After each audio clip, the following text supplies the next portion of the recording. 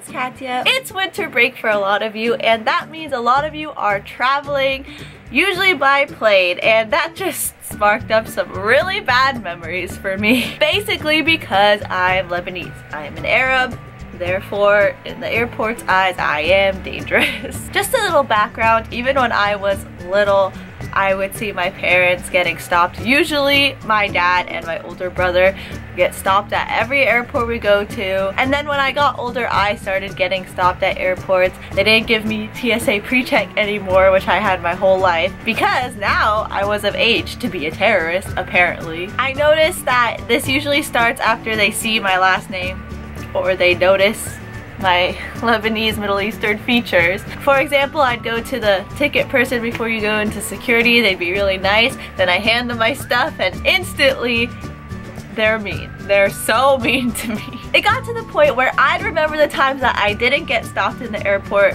rather than the times I did get stopped in the airport, and I'd feel really guilty if I was ever traveling with my friends because I knew that I would make us late. So I have one really bad story today, and it was the time that I almost got stuck in London because I wasn't allowed to go home. So basically last year we took a trip to Lebanon in our winter break. To get to Lebanon from San Diego you had to go through London, and getting there was completely fine. We just went through. Of course we got stopped a couple times, we got searched, but that is not a story. That's the norm for me, so I don't count that as a story. So we get there fine, we enjoy our trip, whatever, and then it's time to go home. First of all, in the airport in Lebanon, we were all checking in our bags, and the lady says to us, make sure your laptops aren't in your carry-on. And my mom goes, oh, well, we wanted to use our laptops on the plane, like, why? And this lady tells me that our lovely president, the Cheeto, passed a law basically saying that if you're traveling from an Arab country, you're not allowed to take your laptop on the plane. You have to check it in your luggage. So immediately I'm like, let's just not go back to America. So we're like, okay, whatever, it's the law, what are we gonna do? We all check in our laptops, and then she says, oh, also, if you have battery packs, you need to throw them away. My mom is notorious for having 4 battery packs wherever she goes in her purse. So she's like, why? What's wrong with my battery pack? Like the battery pack to charge your phone, you know? And the lady says, well, they're probably not gonna let you take that on the plane because they're gonna think it's a bomb. Just because we're coming from Lebanon, they're not going to let us take our charging packs because they think they're bombs. So we go to Lebanon airport security, everything's fine, we go through, get on the flight, and we go to London. When we get to London, I can't even describe how many security checkpoints there were to get into London from Lebanon. I'm not exaggerating when I say there were 3 security checkpoints, and they're not like formal, like with the conveyor belt thing. No, they're just tables that they check you at. And there's 3 tables literally 10 feet apart. So I can see from the first table, I can see the 3rd table.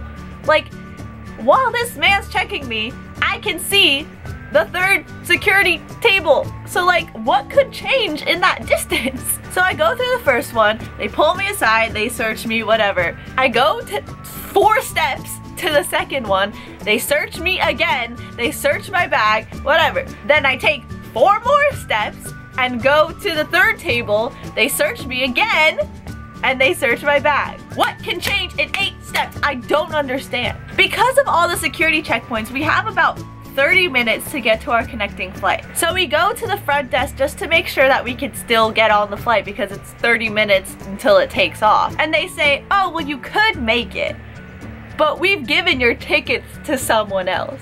And my parents go, what do you mean? Like, we paid for a seat. Like, I picked the seats on the computer. And she says, well, if you're not there before 30 minutes of the plane taking off, we give your seats to someone else. And so now that flight is full, and you're gonna have to schedule another flight. So the next flight that we found was 2 days later. So now I'm missing 3 days of school, which is like not that bad. But we spend 2 days in London, then we go back to the airport. Now we go through the regular security checkpoint, get pulled aside, it's fine.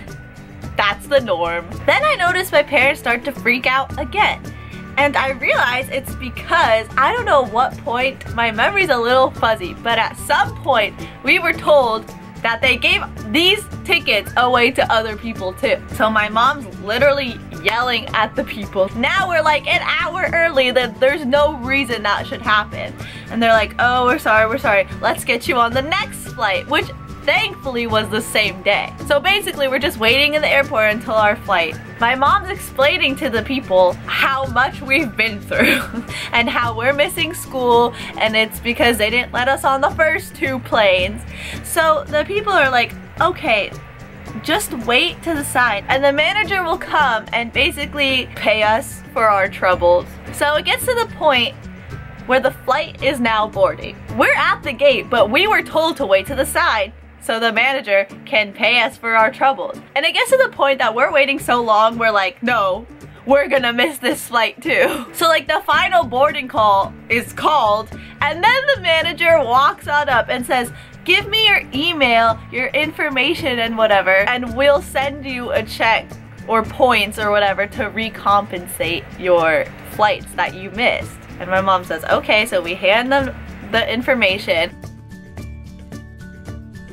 And then we run onto the flight, literally run through because we're like, we're getting on this one. I give my ticket to the person at the gate. Like, you know, you give it to the gate and then you go through the little tunnel thingy, right? Like, right? That's normal, right? I give my ticket to the lady and she says, oh, we have to search you. Have you ever heard of someone searching someone at the gate? That has never happened in my life. I'm like, right now? Like right here? Like at the gate where you scan the ticket, they're like, no, we'll take you to another room.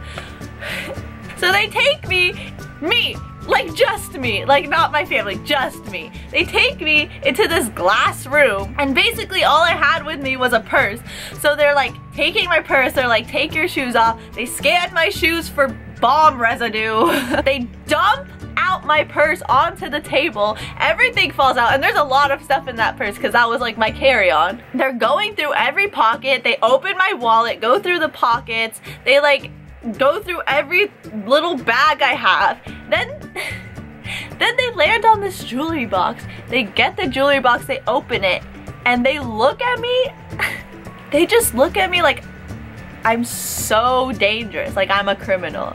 They're like, why is this jewelry box empty? And I was like, I'm wearing the earrings.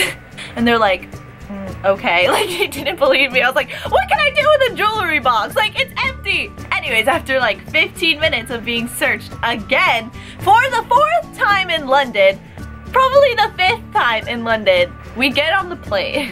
So moral of the story is I wasn't allowed into my own country because I came from my other country, which happens to be a little ethnic. And now I had to buy pre-check so I wouldn't miss more flights. Like, imagine having to buy pre-check but like still getting searched in pre-check. Like, imagine buying pre-check so you won't miss your flights, but your bag still gets pulled to the side because they think your camera tripod is a weapon. I understand airport security is necessary, but I mean 4 times in the span of 10 feet just doesn't seem necessary to me. I don't know. I hope my pain was entertaining for you once again. So yeah, that's it for this video. I hope that when you guys travel back to college, you don't get stopped and stranded. But yeah, that's the time I got stranded in London. Make sure to leave a like if you enjoyed this video. I have a lot more stories to tell, so if you want to hear them, make sure to subscribe. All my links to my socials are down in the description bar if you want to check them out. I'll see you guys next time. Bye!